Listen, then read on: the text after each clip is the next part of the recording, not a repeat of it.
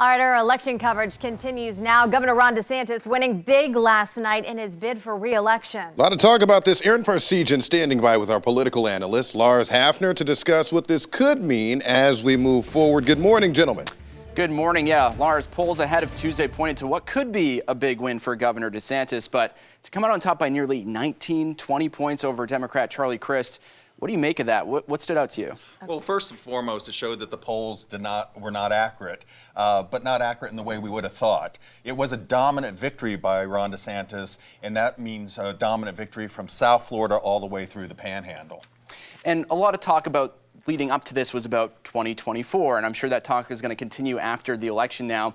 But the question at the top of mind, if DeSantis has national prospects, what does this election, winning by 20% here in Florida, do for that? Well, it shows that he can dominate Florida. He has won a bigger election in Florida than any of the other potential candidates from Florida have won. That would be Governor Rick or Senator Rick Scott, Senator Rubio, even Donald Trump has not won Florida that big.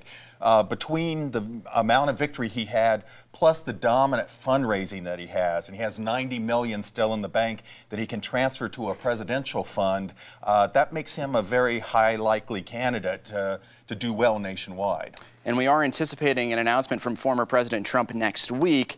I mean, how quick could we see this race materialize if there is one? Well, it will put a little bit of pressure on Ron DeSantis if Trump announces next week, because Trump will start to go after him. So what we'll see here in Florida, will Ron DeSantis take the bait, or will he stay governing the state of Florida and trying to meet some of the citizens' needs before he actually jumps all the way into the presidential race?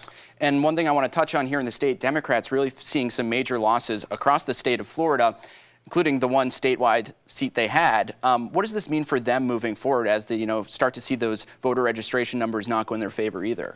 Well, what we've seen is a lot of people move to the state of Florida and make this a much more Republican state now, and last night demonstrated that. So as national politics go, Florida will not be perceived as a swing state anymore, so a lot of attention will be put on other states that are more of a swing state. So when 2024 comes around, the presidential race will be important to Florida because we'll see a Florida candidate more than likely, whether it be Trump or DeSantis. But overall, Florida will stay a red state, and a lot of attention will be paid to many other states. All right, Lars, thank you. One of the other big storylines coming out of the midterms is which party will control both chambers of Congress. Some key races are still yet to be called. And we'll break down the big races here in Florida and take a look at the balance of power coming up.